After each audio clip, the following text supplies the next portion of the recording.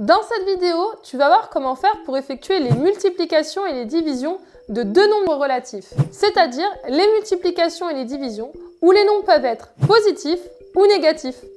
Alors pour faire ça, il y a une règle toute simple à suivre et sur laquelle tu vas devoir t'appuyer. Et cette règle, la voici.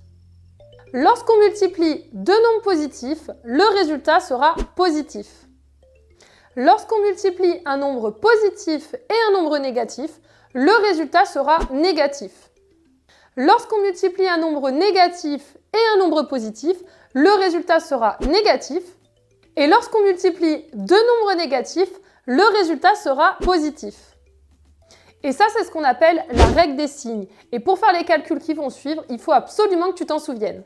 Et pour retenir cette règle, voici comment tu dois faire.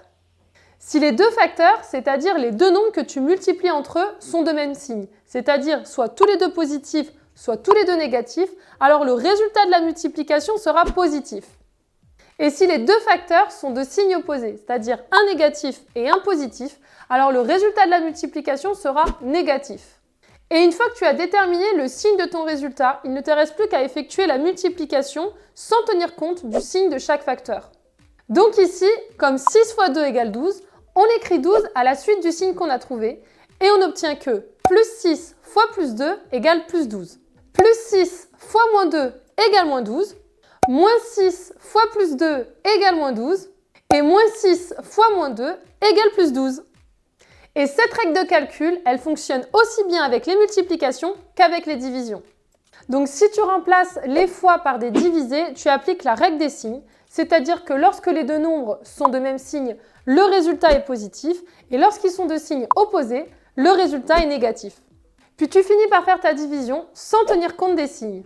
Comme 6 divisé par 2, ça donne 3, tu en conclus que plus 6 divisé par plus 2 égale plus 3, plus 6 divisé par moins 2 égale moins 3, moins 6 divisé par plus 2 égale moins 3, et moins 6 divisé par moins 2 égale plus 3. Et c'est d'ailleurs pour ça que tu entendras ton professeur dire que moins par moins, ça donne plus. Mais attention, cette phrase n'est vraie que pour les multiplications et les divisions. Avec les additions et les soustractions, c'est pas toujours le cas, mais ça normalement tu l'as vu en 5e et d'ailleurs on a fait une vidéo dessus. Allez, maintenant pour vérifier si tu as compris la méthode pour effectuer les multiplications et les divisions de deux nombres relatifs, effectue ensemble ces calculs au tableau. Alors le premier calcul, c'est moins 3 fois 5. Et la première chose à faire, c'est déterminer le signe du résultat. Alors tu le sais déjà peut-être, mais lorsqu'il n'y a pas de signe plus ou moins devant un nombre, c'est qu'il est positif. Donc ici, c'est comme si j'avais moins 3 fois plus 5. Il s'agit donc d'une multiplication de deux nombres de signes opposés, puisque j'ai un nombre négatif et un nombre positif. Donc si j'applique la règle des signes, le résultat sera négatif. Et maintenant qu'on a déterminé le signe du résultat, on va effectuer la multiplication sans tenir compte des signes. Donc en fait, on va oublier le moins devant le 3 et faire directement 3 fois 5. Et comme 3 fois 5, ça donne 15, j'écris ici 15. Et on en conclut que moins 3 fois 5, ça donne moins 15. Alors pour notre deuxième calcul, on a moins 6 fois moins 4. Je te rappelle juste que les parenthèses ici servent juste à séparer le signe fois et le moins, puisqu'en fait en mathématiques, on ne peut pas avoir deux signes qui se suivent. Donc ici, première étape, on cherche le signe du résultat. Alors ici, on a une multiplication de deux nombres de même signe, puisque moins 6 et moins 4 sont tous les deux des nombres négatifs. Et la règle des signes nous indique donc que le résultat sera positif. Et maintenant qu'on a le signe du résultat, il ne nous reste plus qu'à multiplier les nombres sans tenir compte de leur signe, c'est-à-dire 6 fois 4, et ça donne 24. Et d'ailleurs ici, le signe plus, on a le droit de l'enlever puisque, comme on l'a dit tout à l'heure, un nombre qui n'a rien devant est en fait un nombre positif.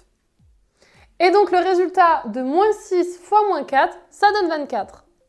Allez, on continue avec moins 10 divisé par 2. Alors ici, on a une division, mais ce n'est pas un problème puisque la règle des signes est la même pour les multiplications et pour les divisions. Donc on commence par déterminer le signe du résultat. Donc ici, on a moins 10, un nombre négatif, et 2, un nombre positif, c'est-à-dire deux nombres de signes opposés.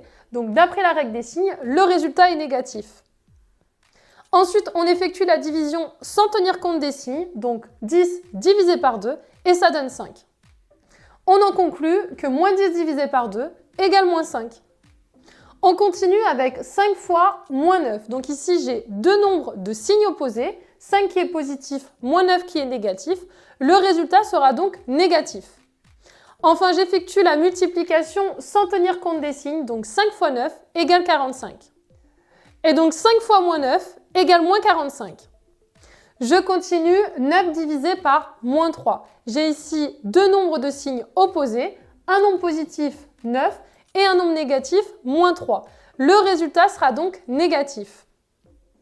Enfin, j'effectue la division sans tenir compte des signes. 9 divisé par 3, ça donne 3. Et j'obtiens que 9 divisé par moins 3 égale moins 3. Ensuite, j'ai moins 11 fois moins 7, donc ces deux nombres sont de même signe. D'après la règle des signes, le résultat sera positif. J'effectue la multiplication sans tenir compte des signes. 11 fois 7 égale 77. Et donc, moins 11 fois moins 7, ça donne 77. J'ai ici moins 7 fois 3, deux nombres de signes opposés. Le résultat sera donc négatif. Je fais la multiplication sans tenir compte des signes. 7 fois 3 égale 21. Et donc, moins 7 fois 3 égale moins 21. Et enfin, le dernier, moins 35 divisé par moins 5. J'ai ici une division entre deux nombres de même signe.